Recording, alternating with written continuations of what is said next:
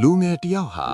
သူ့ဘဝရဲ့ပြဿနာတွေကိုအဖြေရှာမရလို့အယမ်းကိုစစ်ရှုပ်ထွေးနေတယ်။သူကပညာရှိဆရာတော်ကြီးစီကိုပြေးကွာပြီးမေးတယ်။ဆရာတော်ကျွန်တော်စိတ်တွေအယမ်းရှုံနေပါတယ်။ဘာလို့မှလည်းမသိတော့ဘူး။အဖြေမှန်ကိုမြင်ချင်လာပါပြီ။ကျွန်တော်ဘယ်လိုလုပ်ရမလဲ။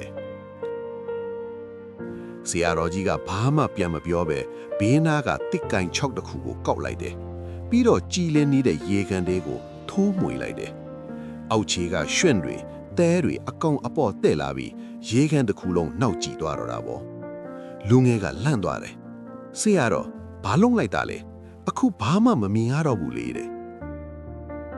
ဆရာတော်ကြီးကပြုံးပြီးပြောတယ်။စောင့်ကြည့်နေလိုက်။သူတို့နှစ်ယောက်သားငြိမ်လေးထိုင်နေလိုက်ကြတယ်။တဖြည်းဖြည်းနဲ့ရေတွေကရွှင့်တွေဟာအောက်ခြေကိုပြန်အနဲ့ထိုင်သွားတယ်။နောက်ကြည့်နေတဲ့ရေဟာတဖြည်းဖြည်းပြန်ကြည်လာတယ်။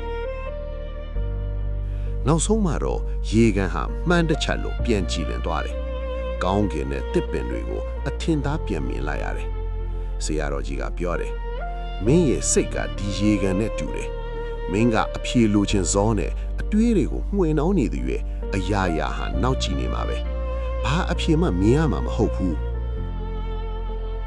မိတ်ဆွေပြဿနာတွေနဲ့ရင်ဆိုင်ရတဲ့အခါပိုပြီးမှွေနှောင်းမတယ်ပါနဲ့ခဏလောက်ငိမ်လေးနေလိုက်ပါစိတ်ကိုအနေထိုင်ပါစေစိတ်ငြိမ်သွားတဲ့အခါအဖြေမှန်ကသူ့အလိုလိုပေါ်လာပါလိမ့်မယ်